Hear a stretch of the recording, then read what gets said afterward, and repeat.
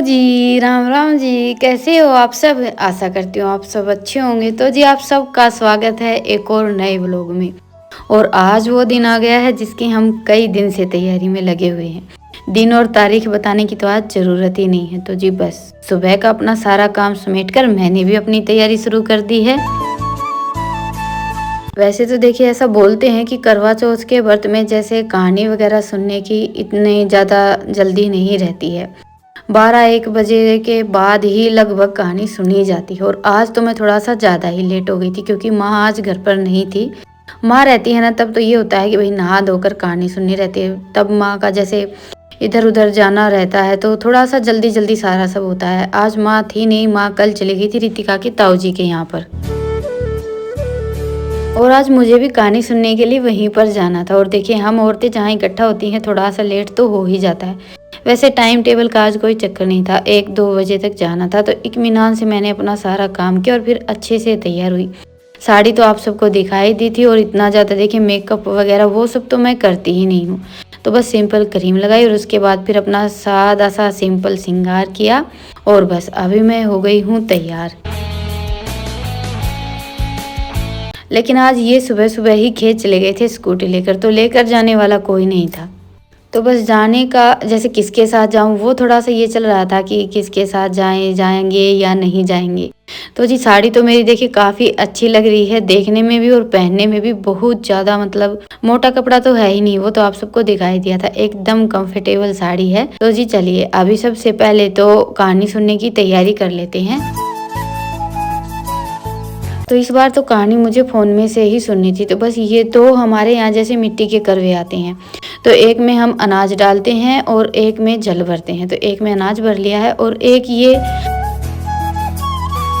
खांड का करवा भी हमारे यहाँ ज़रूर मिनसा जाता है और बहुत ज़्यादा शुभ भी होता है। तो ये भी मैंने कल ही मंगवा लिया था। तो जी बस तैयारी तो देखिए हमारी कई दिनों से चल ही रही थी। और इस बार पहली बार ऐसा होने वाला था कि मैं जैसे फ़ोन में से कहानी सुनने वाली थी। वैसे तो देखिए आज भी अगर कोई जाने वाला होता तो मैं चली ही जाती। और टाइम अभी 1:30 बजने को आ गया था और जाने वाला मुझे कोई मिला ही नहीं।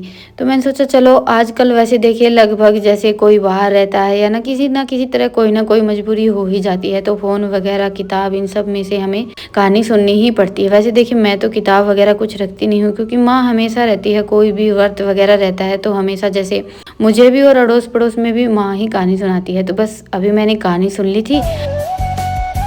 सबसे पहले तो जैसे चौथ के व्रत की कहानी सुनते हैं और उसके बाद फिर विनायक महाराज की। ऐसा बोलते हैं कि भाई अकेले कोई भी एक कहानी हमें नहीं सुननी चाहिए। विनायक महाराज की कहानी तो वैसे मुझे आती भी है। तो कहानी सुनते टाइम जो हम अनाज और मीठा हाथ में लेते हैं ना, वो थोड़ा सा तो पल्ले पर बांध लेते हैं, गांठ लगा लेते हैं क्योंकि वो हमें रात को अर्घ देने के लिए चाहिए रहता है। और थोड़ा सा हम जैसे जो जल सूर्य देवता को देते हैं ना उसमें डाल लेते हैं। तो बस अभी कहानी मैंने सुन ली और उसके बाद फिर ये जो मैंने सामान रखा है, जो कुछ भी हम रखते हैं उसको मिनस देते हैं और बस अभी इसको उठाकर रख देंगे। और मैंने कहानी सुनी थी ना, इतनी देर में ही ये भी आ गई थी खेत से। और मैंने काफ़ी इंतज़ार किया था कि कोई जाने वाला मिल जाए तो किसी के साथ मैं भी चली जाऊँ, वहाँ से ही कहानी सुन लेंगे। सब साथ में सुनने वाले थे। कभी कभार तो ऐसा होता है, नहीं तो लगभग हम अकेले ही सुनते हैं। और ये देखिए हमारी बिच्छू बंटी जैसे एक बार हमने उखाड़ दी थी ना, उसके बाद फिर दोबारा से लगाई थी और इतने अच्छे फूल आए हुए हैं। लोग देख सारा दिन इतना वो करो और फिर लोग नु मजाक बनाओ हैं। तो जी अभी बज गया है 1:30।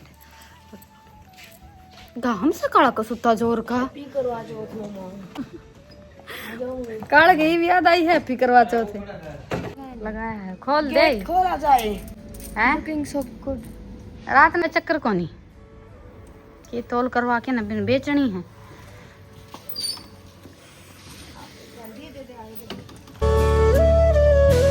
तो जी बस इनके आते ही फिर मैं ईशांत को लेकर थोड़ी सी देर के लिए चली गई थी माँ के पास। कहानी तो सुन ली थी लेकिन फिर भी मुझे जाना तो था ही। तो बस वहाँ पर मुझे 3-3:30 बजे के आसपास फिर मैं वहाँ से आई थी। आने के बाद फिर चाय पी है। और हमारे यहाँ जैसे करवा चौथ के व्रत में भी चाय भी पी लेते हैं। आप चाहें तो थोड़ा बहुत फल वगैरह भी खा सकते हैं। बस एक बार खाते हैं, आपका जो भी मन हो। पानी भी पी लेते हैं। जैसे कहीं कहीं तो निर्जला रखा जाता है, हमारे यहाँ निर्जला नहीं रखते हैं इस व्रत को भी। तो बस चाय पी, हल्का-फुल्का अपना नाश्ता वगैरह किया और फिर मैं लग गई खाना बनाने की तैयारी में। तो सबसे पहले तो मैंने चूल्हे की लिपाई-पुताई की है, झाड़ू वगैरह लगा ली है। लिपाई-पुताई तो सुबह भी की थी, पर अभी मुझे व्रत का खाना बनाना था तो मैंने फिर से पोछा लगा दिया। और सुबह मैंने बनाया था पनीर, रितिका ने थोड़ा-सा दूध भी निकाल दिया था चूल्हे पर। तो इसीलिए पहले मैंने चूल्हे की साफ़ सफाई की और उसके बाद फिर ये 2-4 खड़े मसाले डालकर टमाटर, हरी मिर्च और इसमें जैसे अदरक, लौंग, 2-4 काली मिर्च डाली थी। तो ये सारी चीज़ें डालकर मैंने पेस्ट बना लिया है। आज की सब्ज़ी में जैसे लहसुन और प्याज तो जाएगा नहीं। और पनीर देखिए आज मैंने थोड़ा-सा ज़्यादा बनाया था। मैंने क्या पनीर आज सुबह रितिका ने बनाया था, तो थोड़ा-सा ज़्यादा बन गया है क्योंकि इसको भी अपने लिए कुछ बनाना था और मुझे भी पनीर की सब्ज़ी बनानी थी। और आज मैंने पनीर के पीस भी थोड़े से बड़े-बड़े कट किए हैं और पनीर मैं हमेशा दही से ही बनाती हूँ। दही का पनीर देखिए कितना अच्छा बनकर तैयार होता है और इसका टेस्ट भी बहुत ज़्यादा अच्छा रहता है क्योंकि इसमें खट्टापन नहीं होता है बिल्कुल भी। जैसे हम नींबू से या टाटरी से पनीर बनाते हैं तो उसको हमें धुलना भी पड़ता है और धुलने के बाद भी उस पनीर में हल्की सी खटास रहती है। वो पनीर मुझे खुद को पसंद नहीं है जिसमें हल्का सा खट्टापन होता है, इसलिए मैं हमेशा दही से बनाती हूँ। ये पनीर एकदम क्रीमी होता है। तो जी बस अभी पनीर के तो मैंने पीस कट कर लिए हैं और जो साइड में से थोड़ा बहुत जो भी पनीर निकला था ना, उसको हम ग्रेवी में इस्तेमाल कर लेंगे। तो बस अभी सबसे पहले तो मैंने पनीर को फ्राई किया है क्योंकि इनकी जैसे सुबह पनीर बनाया था तभी फरमाइश आ गई थी कि भाई सादा सिंपल सी और फ्राई करके सब्जी बनाना, क्योंकि पिछली बार मैंने पनीर बनाया था तो कच्चा बना लिया था और इनको पनीर फ्राई किया हुआ ही पसंद है। तो बस अभी मैंने ये पनीर फ्राई कर लिया है और उसके बाद जो थोड़ा सा एक्स्ट्रा तेल था ना वो निकाल दिया है। अभी इसमें सिर्फ 2 तेज पत्ते के टुकड़े डाले और उसके बाद फिर डाला है जीरा और फिर डाल दिया है ये टमाटर हरी मिर्च का जो मैंने पेस्ट बनाकर तैयार किया था वो। इसी में मैंने जैसे 2-3 मुझे जो भी खड़े मसाले डालने थे वो डाल दिए थे। टमाटर के साथ में डाल लेंगे नमक और अच्छे से इन दोनों को हम पका लेंगे। और ये सारा काम करते करते है ना मुझे 4:30 पौने 5 बज गए थे। और आज मेरा ये था कि मैं थोड़ा सा जल्दी लग गई थी कि भाई भगदड़ ना मचे, इत्मीनान से सारा सब हो जाए। तो टमाटर अच्छे से पक गया था। उसके बाद फिर इसमें मैंने मसाले डाल दिए हैं, बस रूटीन के बेसिक मसाले जैसे हल्दी, धनिया और लाल मिर्च। और ये जो पनीर हमारा बचा था ना इसको हम मिक्सी में पीस कर जैसे पेस्ट बनाकर तैयार कर लेंगे। इससे क्या होता है कि जैसे हम पनीर की सब्जी में काजू वगैरह या मलाई, मक्खन कुछ भी नहीं डालते हैं, बस ये पनीर थोड़ा सा पीस कर डाल लेते हैं ना, तो हमारी जो ग्रेवी है ना एकदम क्रीमी हो जाती है। कभी कभी ऐसा होता है कि भाई घर पर जैसे काजू वगैरह होते हैं, नहीं होते हैं और सबके लिए डालना भी मुमकिन नहीं होता, तो इससे अच्छा है कि हम जैसे पनीर में से ही 2-4 पीस बचाकर पीस कर डाल लें। तो बस वो हमारी जैसे पनीर का पेस्ट डालने के बाद इसको मैंने थोड़ा सा और पकाया है, मसाले अच्छे से पक गए थे। तो अभी इसमें मैंने ये पनीर डाल दिया है। सारी चीज़ों को अच्छे से मिक्स करके हम सब्जी को थोड़ी सी देर के लिए और पका लेंगे। और आज बच्चों की फरमाइश आ गई थी चावल खाने की, इनका मन नहीं था बिल्कुल भी सब्जी खाने का। इस मौसम में जैसे अभी थोड़ी सी ठंड भी होने लगी है, लेकिन पता नहीं कैसे रितिका के मुंह में छाले हो गई हैं, तो उससे तो तीखा कुछ भी खाया ही नहीं जाता है। तो बस उसके लिए मैंने थोड़ा सा पनीर रख लिया था। तो सिंपल बस घी में थोड़ा सा जीरा, चावल और साथ में थोड़े से पनीर के टुकड़े डाल दिए थे और सिर्फ 1 हरी मिर्च डाली है, वो भी उसने बोल दिया था तब।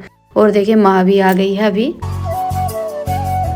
तो अभी बस यही था कि भाई खाने में आज क्या क्या बनने जा रहा है। पनीर की सब्ज़ी वैसे देखिए माँ को इतनी ज़्यादा पसंद नहीं है, मुझे भी पसंद नहीं है, पर सबसे बड़ी सब्ज़ी यही मानी जाती है। जब भी कोई तीज त्योहार रहता है तो हम घूम फिर कर पनीर पर ही आ जाते हैं। और दूसरा पनीर की सब्ज़ी इनको बहुत ज़्यादा पसंद है। तो जी बस अभी बच्चों के लिए मैंने चावल रख दिए हैं, 2-3 सीटी लग जाएंगी और तब तक हमारी सब्ज़ी भी बनकर तैयार हो गई थी। ये देखिए, और सब्ज़ी एकदम सादा सिंपल है लेकिन फिर भी खाने में काफ़ी अच्छी बनी थी। और कुछ लोगों का फिर ये हो जाता है कि खड़े मसाले डालकर बनाई हैं फिर भी सादा सिंपल है। तो जी देखिए, हम लहसुन प्याज वगैरह डालकर ग्रेवी बनाकर सब्ज़ी बनाते हैं, उसका टेस्ट तो थोड़ा सा अलग ही होता है। और जो बिना लहसुन प्याज की बनाई जाती है ना, उसको तो हम सादा सिंपल ही बोलते हैं। तो बस अभी सब्जी बनकर तैयार हो गई थी और इसमें मैंने आज गरम मसाला नहीं डाला था, मैं भूल गई थी। तो बस थोड़ा सा इसमें मैंने गरम मसाला डाला। वैसे देखिए डेली तो मैं सब्जी में डालती नहीं हूँ, लेकिन आज मैंने डाल दिया है ताकि थोड़ी सी सब्जी खाने में अच्छी लगे। और चूल्हे पर रख दी थी खीर बनने के लिए।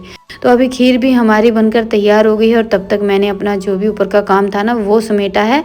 और आज मैंने पूरियाँ नहीं बनाई हैं, आज मैंने बनाए हैं देसी घी के पराठे, क्योंकि बच्चों ने तो जैसे अपने लिए चावल बनवा लिए थे, बचे हम दोनों, तो हमारे लिए मैंने फिर पूरियाँ निकाली नहीं, सोचा चलो थोड़े से पराठे ही बना लेते हैं।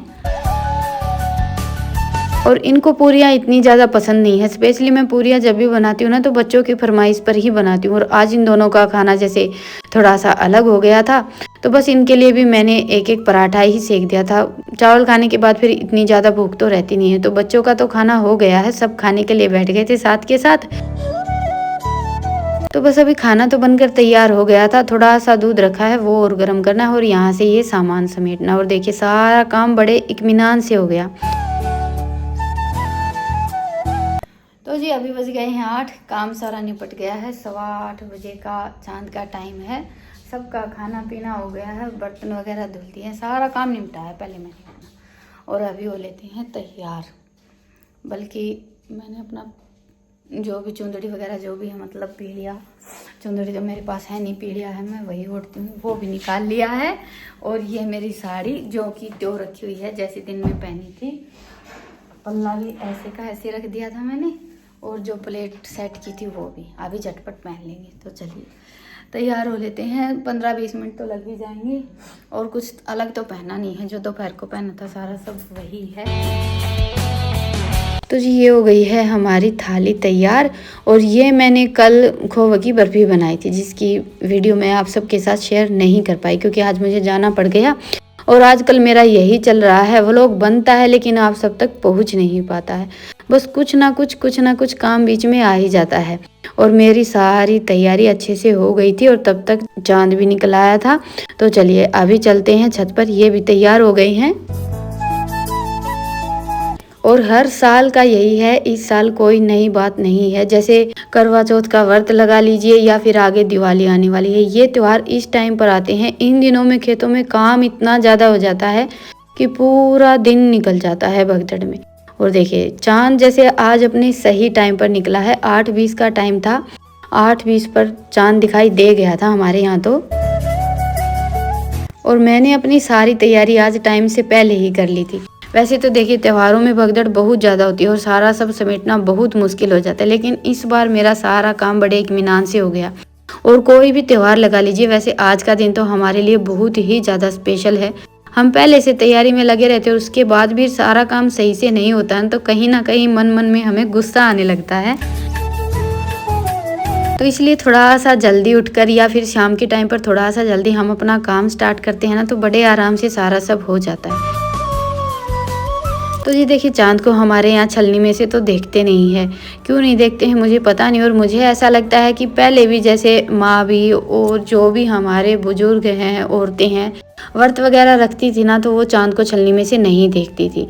अभी का ये चलन हो गया है कि सभी जैसे चांद को छलनी में से देखते हैं। जिनके यहाँ देखते हैं बड़ी अच्छी बात है, लेकिन ये है कि हमें जैसा हमारे यहाँ होता है ना, जैसा सासू माँ करती है उसी हिसाब से चलना चाहिए। ये नहीं कि भैया हम अपने मन से कुछ भी फेरबदल करके बैठ जाएं।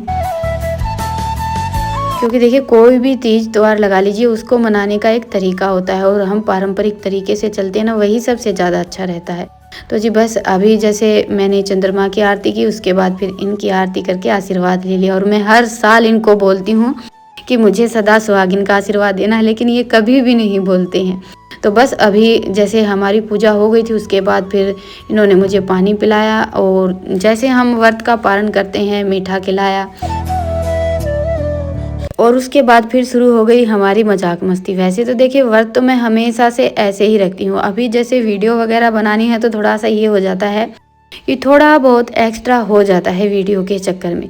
बाकी तो देखिए करवा चौथ का व्रत तो हम सब के लिए बहुत ज़्यादा खास होता ही है। और इस दिन पर तो हम जितना हमसे हो सके उतना सब कुछ करने की कोशिश करते ही हैं।